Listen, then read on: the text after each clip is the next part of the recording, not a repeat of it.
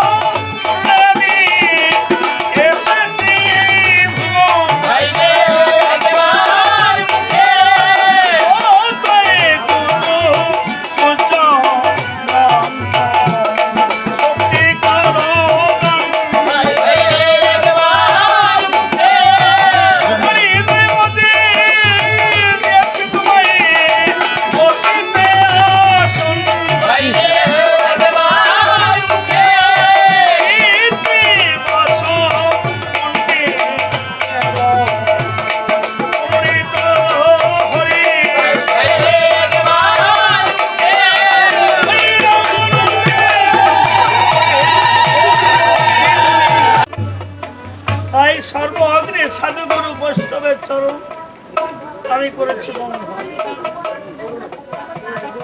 সুধী সাধু ভক্ত সুজন, এই রামায়ণ গান করতে হলে বা কীর্তন করতে হলে যে ধনে ধনী হতে হয় সেই ধনে বড় অভাব মম হৃদয়। কি ধন? প্রেম ভক্তি ধন। প্রেম ভক্তি ধন বিনে হরিধন বা কৃষ্ণ ধন বিনে না কোনো দিনে। তাই সমাজ সাধকের গানের কথা মনে পড়ে যায়। তিনি লিখেছেন তার গানের ভাষায়, প্রেম শূন্য চিহ্ন দেহের কিবা প্রয়োজনে যান নাই ভক্তির অপর প্রেম সাধু অকালে কালের মুখ হয়। প্রেম ভক্তি শক্তি তার আছে ও সে গোলকের ধন মদন মোহন মন্দির তার কাছে যেমন ছাবিরে কার বিচে শৈব অনুগত হরিধন প্রেম শূন্য চিহ্ন দেহের কিবা প্রয়োজন। এই জগতে ভক্তি যার ভগবান। আমি অতীব দিনহীন কাঙ্গা। কিসের কাঙ্গা রে? প্রেম ভক্তি ধনের কাঙ্গা।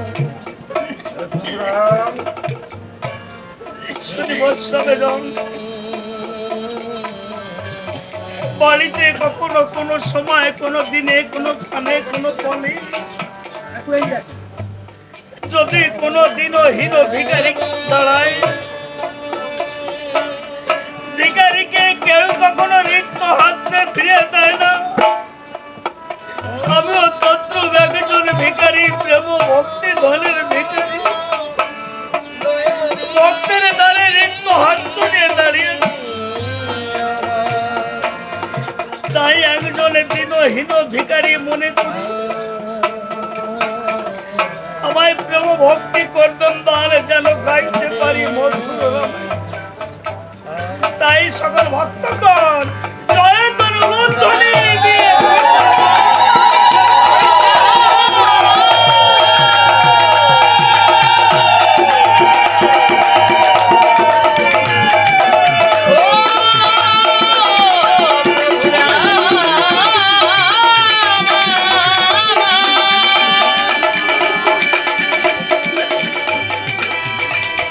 ভক্তের আশীর্বাদে গুরুর করুণায় পরমেশ্বরের পরম ইচ্ছায় কিঞ্চিত ভাবে পাঁচটি বেলায় অপাস্তাতে হতভাগায়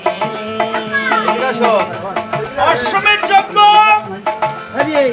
রাবণ বধ, রাবণ বধ, লক্ষ্মণ শক্তিশীল এবং সীতা অন্বেষণ ভক্তের চরণে জানাই প্রচাত্ত নিবেদন। এই পাঁচটি বেলা মধ্যস্থ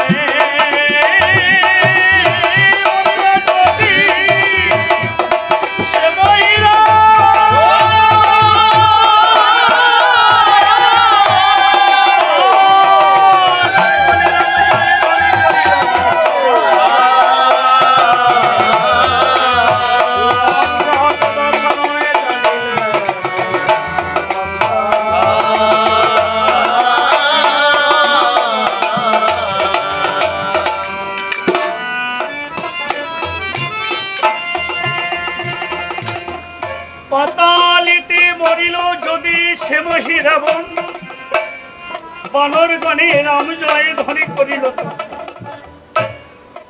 শুনিয়া দশাননে রাম জয় ধ্বনি দুধকে ডাকে বলেছে, কাল আমার জ্যেষ্ঠ পুত্র মহিরাবণ আমার চরণ প্রতিজ্ঞা করে বলে দিয়েছে, রাম লক্ষ্মণকে হরণ করে নিয়ে পাতালে ভদ্রাকালীর সম্মুখে করব বলিদান। তাই যদি হতো বানর গণে কি কখনো রাম জয় ধ্বনি করি।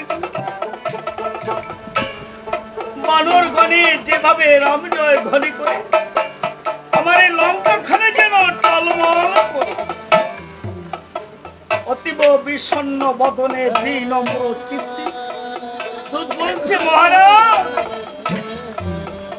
আপনি শুনতে পাননি, আপনার জ্যেষ্ঠ পুত্র মহিরাবণ ওই পবন পুত্র হনুমানের করে প্রাণ ত্যাগ করেছে। পায়া দশরথের জ্যেষ্ঠ পুত্র বিয়োগ কথা অদরজা সিংহাসনে ভূমি পড়ে যায়। মা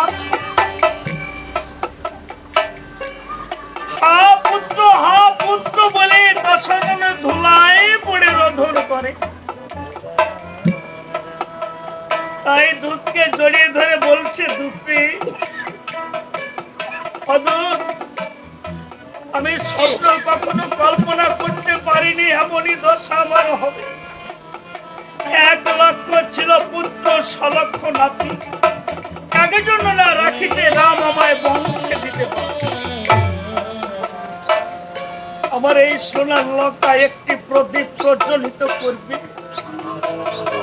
এমন বলতে আমার কেউ নেই। দুধে আমি কি এত বড় হতভাগা? ব্যতিক্রম হয় কিন্তু এমন তো কখনো নয়। সকলে কি আমাকে ফেলে যাবে এই শূন্য লঙ্কায়? দুধে ওরে এতদিন পরে বুঝে আমার এই সোনার লঙ্কা আবার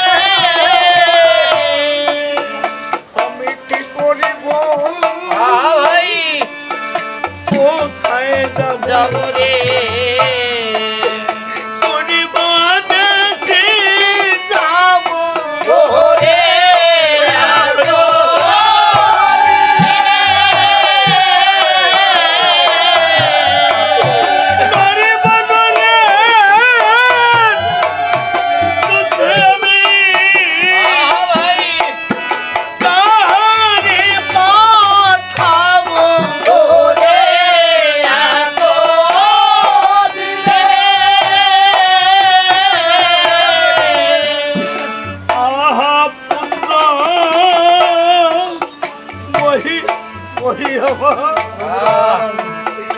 আরে চলে ভাবো নদী পাশে ওরে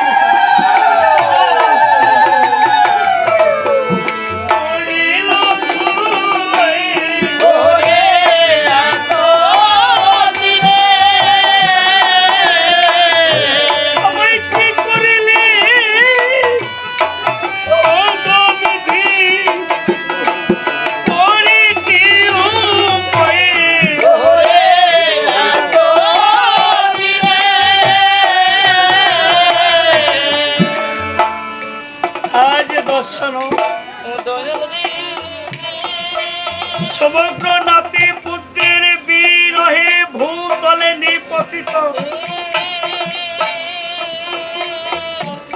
যদিও মহিরাবণের মরণ হয়, তথাপি এরই মাঝে কথা মনে পড়ে যায়। কেন মনে পড়ে যায়? এই কারণে মনে পড়ে যায়, প্রিয় মানুষের যখন বিপদ আগত হয়, প্রিয়জনের কথা মনে পড়ে যায়। মানুষের জীবনে যখন আনন্দ আসে, প্রিয়জনের কথা মনে পড়ে যায়। 1 লক্ষ পুত্রের মধ্যে একজন পুত্র প্রিয় ছিল, সে কে? ইন্দ্রজিৎ। যত দোলাই বলুক না কেন, তার কথা, তারই মাঝে তার কথা জাগে, প্রিয়জনের কথা জাগে। 1 লক্ষের মধ্যে ওই ইন্দ্রজিৎ ছিল প্রিয়। কেন প্রিয় হয়? প্রিয় মানে কি এটা বুঝতে পারি।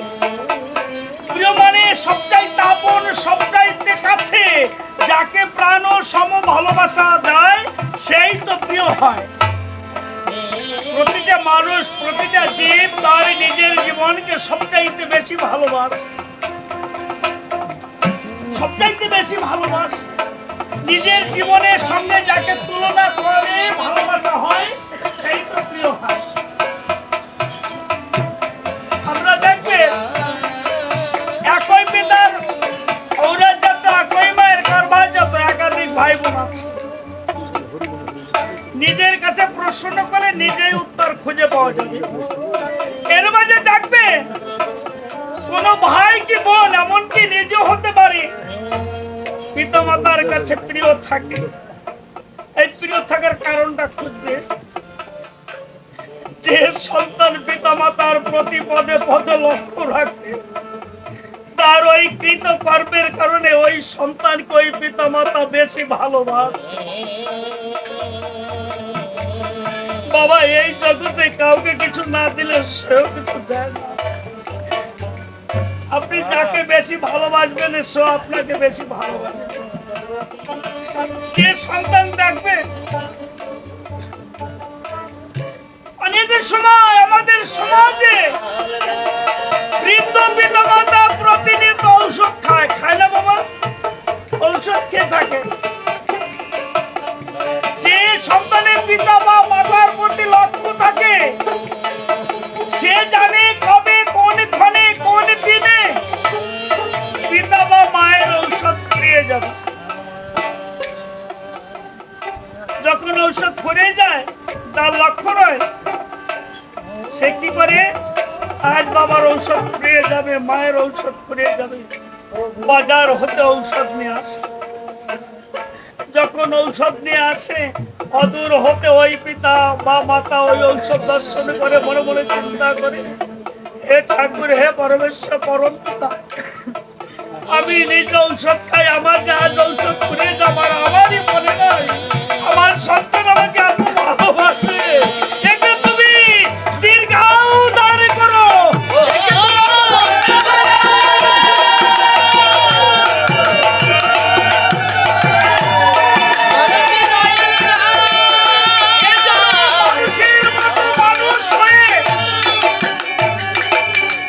দেশের দশের কাজ করতে পারি।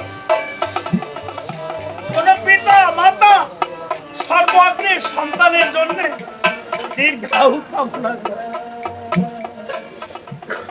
এই জন্য ভগবান ভজনের প্রথম স্তর হচ্ছে কি? পিতা মাতা। পিতা মাতা গাছের গোড়া, হরি গাছের ফল, গোড়ায় কেটে কান, আগায় ঢালির জল। পিতা মাতা হচ্ছে ভজনের প্রথম স্তর। পিতা মাতা তুষ্ট হলে পিতা মাতা কি করে? সেই পরমেশ্বর পরম পিতা ভগবানের সান্নিধ্য পাবার জন্য আর এক গুরুর কাছে দিয়ে দেয়। ওই গুরুর পথ মত নির্দেশিত ভাবে যদি চলে যায়, তাহলে সেই পরমেশ্বর পরম পিতা ভগবানের করুণা বা কৃপা অথবা তার সান্নিধ্য লাভ করা সম্ভব হয়, নতুবা কখনো সম্ভব নয়।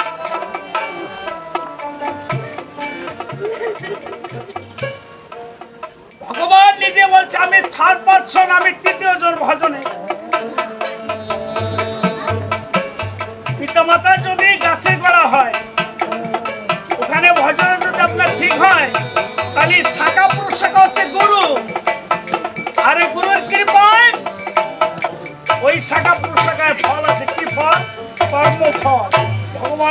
করা যায়। এই জন্য বলছে পিতা মাতা গাছে গোড়া হরি গাছে ফল, গোড়ায় কেটে জ্ঞান আগায় ধরি জল। আগে ভজনের ওইখানে ভজনা করতে হবে। আমি যতই হরি বলি বাহু তুলি, যদি পিতা মাতাকে তুষ্ট না রাখি কখনো সম্ভব নয়। এজন্য সর্বত্রে পিতা মাতাকে আমাকে তুষ্ট করতে হবে। এদিকে দর্শন কি করেছে, বারংবার সংজ্ঞা হারিয়ে যায়, আবার সংজ্ঞা ফিরে পায়। এক পর্যায়ে সংজ্ঞা পেয়ে দর্শন কি করেছে, সুতিহীন খর্ব নিয়ে ছুটেছে অশোকের লক্ষ্মী মুখে। দর্শন মনে মনে চিন্তা করে, সীতার জন্য আমার এই সোনার লঙ্কা শ্মশানে পরিণত হয়েছে। এই সুতিহীন খর্ব দ্বারা সীতাকে দ্বিখণ্ডিত করে আমি সাগরের নিকটে বিসর্জন করব। দেখি কে সীতাকে রক্ষা করে। হেন কথা মহারানী মন্দ ধরি অন্তঃপুরে শ্রবণী করি। আললিত কেশে পাগলিনীর বেশে ছুটেছে অশোকানন ভীম। গিয়ে ধরে দশাননের দুটি পায়, বিনয় করিয়া কয়, মহারাজ যদি আমি হই হীন বুদ্ধি নারী, তবু তোমায় বলছি ওগো লঙ্কা অধিকারী। মহারাজ আমার এই সংশয় হয়, সংশয় মানে ভয়, আমার এই সংশয় হয় নাতি পুত্র হারিয়েছি তাতে ক্ষতি নাই, জীবনের অন্তিম সময়ে যেন এই রাম পদ না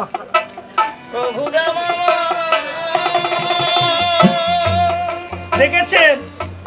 যদিও রাক্ষস কুলে জন্মগ্রহণ করেছে মহারানী মন্দোদরী, তথাপি তার ত্যাগের কথাটা চিন্তা করে।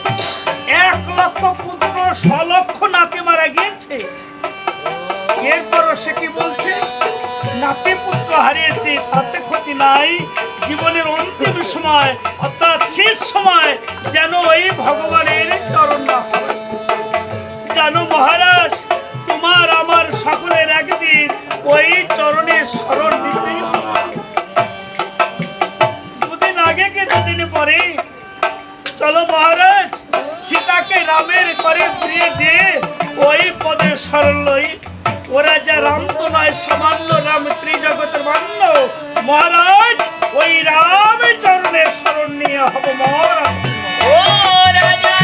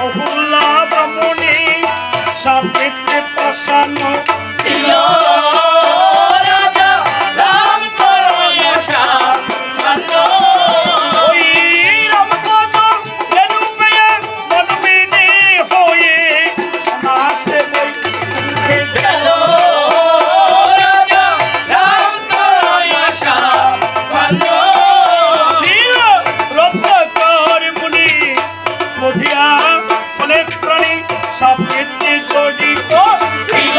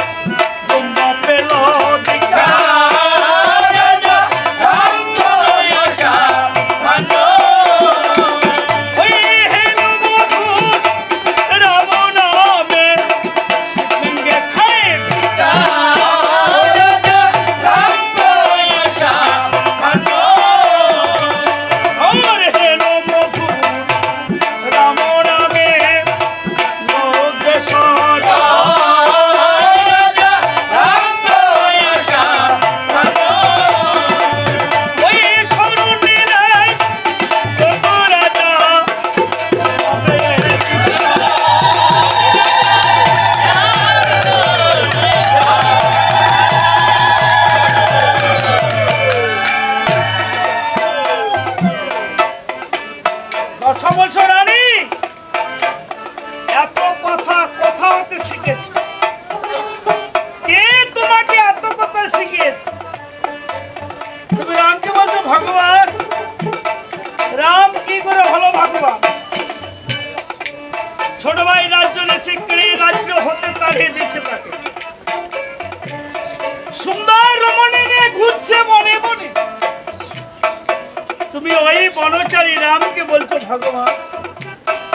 বাবা বাবা। আর সীতাকে বলছো জগৎ লক্ষ্মী। সীতাই বা জগৎ লক্ষ্মী হলো কি